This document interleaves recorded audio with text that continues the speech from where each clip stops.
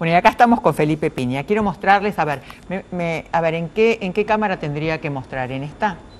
En esta, mujeres tenían que ser historia de nuestras desobedientes, incorrectas, rebeldes y luchadoras, desde los orígenes hasta 1930.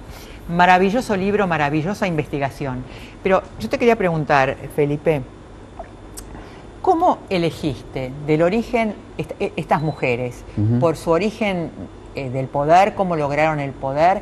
¿Cómo las registraste en el libro? No necesariamente por el poder, sino por su voluntad de lucha, ¿no? Por su capacidad de enfrentarse a estas dificultades que les ofrecía o les imponía el mundo machista.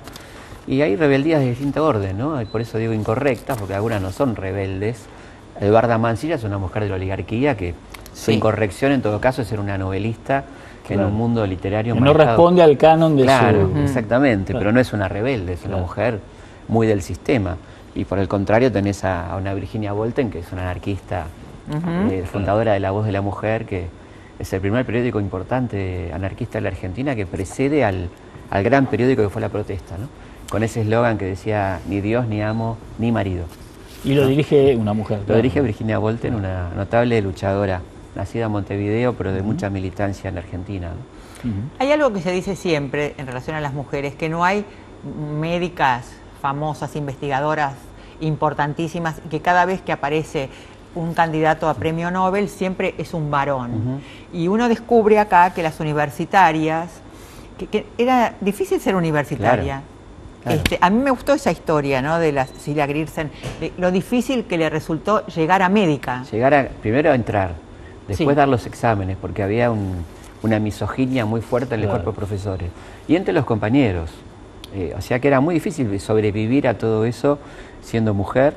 Y además que estas mujeres, como Cecilia, como Alicia Moró, como Julieta Lanteri, elegían la rama de la medicina vinculada a la mujer, obstetricia o ginecología, lo cual era muy importante porque para la mujer siempre está el pudor de ir a un hombre a atenderse, y además lo que tenía que ver con entender a la mujer, ¿no?, digamos, y trabajar, por ejemplo, contra la trata de blancas, por la libreta sanitaria, por cuestiones que si no lo hacía una mujer era difícil que se emprenda a partir de un hombre, ¿no? O cosas como el tema de los chicos, los niños, que no aparece en la literatura masculina, aparece más en la femenina, ¿no? La cuestión de la defensa de los derechos del niño, que eran, como todos sabemos, trabajadores desde los 5 o 6 años, lamentablemente, ¿no?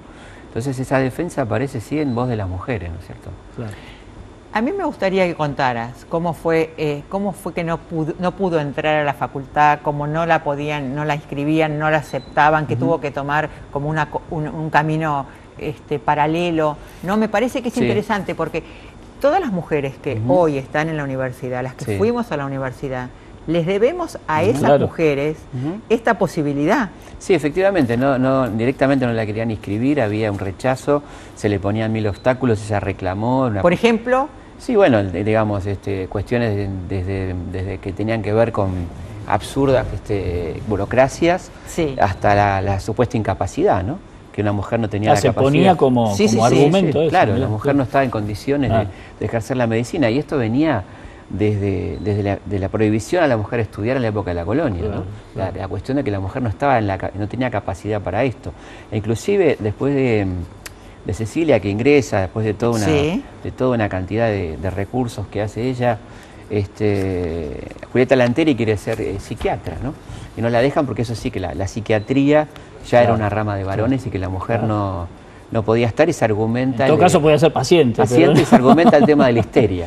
Claro, por eso. Que una persona pasible de ser histérica, ¿cómo va a atender pacientes? Era la época justamente del higienismo, del positivismo, estaba muy fresco lo de Charcot y toda esta cuestión de la histeria, ¿no?